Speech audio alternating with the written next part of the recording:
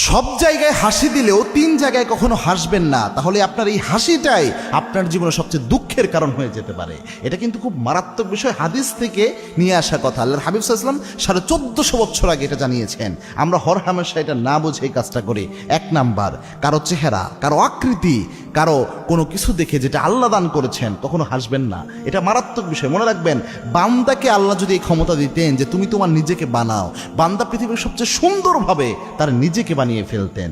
কোনো বান্দাই নিজেকে খারাপভাবে বানাতেন না। আর আল্লাহ বান্দাকে কিন্তু লাকাদ খলাকনাল ইনসানা ফি আহসানি তাকওয়িম, সবচেয়ে সুন্দর আকৃতিতে সৃষ্টি করেছেন। সুতরাং আপনি যখন কাউকে দেখে হাসেন, কারো অঙ্গভঙ্গি, কেউ একজন খাটো, বেটু বলে গালি দেন, খাটো বলে গালি দেন, বাট্টু বলে গালি দেন, অথবা কেউ একটু কালো, কাল্লা বলে গালি দেন, এই জিনিসটা সরাসরি আল্লাহকে গালি দেওয়ার মতো। এই জায়গা নিয়ে আপনি হাসাহাসি, তুচ্ছ তাচ্ছিল্য করলেন, এই হাসিটা আপনার জীবন সবচেয়ে বড় কাল হবে।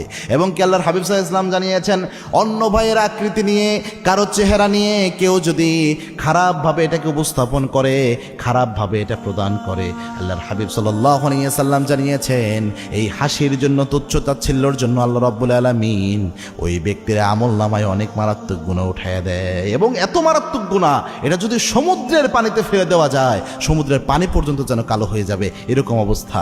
2 নাম্বার হলো, কোনো ব্যক্তি যদি নামাজের মধ্যে হেসে দেয়, এই নামাজের মধ্যে অট্ট হাসি দিলে নিয়ম হচ্ছে ওই ব্যক্তির ওযুটা নষ্ট হয়ে যায়, আবার তাকে ওযু করতে হবে।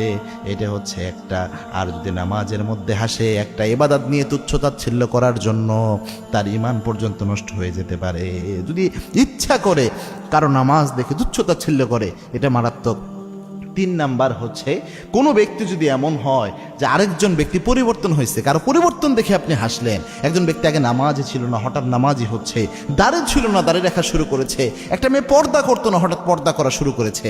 আপনি বললেন, কিরে তুই ওয়াজ করিনি হয়েছিস, কিরে তোর সমস্যা কি?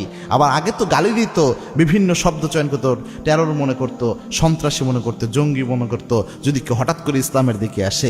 এরকম তুচ্ছ তাচ্ছিল্যমূলক হঠাৎ কারো পরিবর্তন দেখে আপনি বললেন, আপনার ঈমানই নষ্ট হয়ে যেতে পারে। এটা খুব মারাত্মক একটা বিষয়। এই জন্য এই 3 জায়গায় কখনো হাসি দিবেন না, তুচ্ছ তাচ্ছিল্য করবেন না।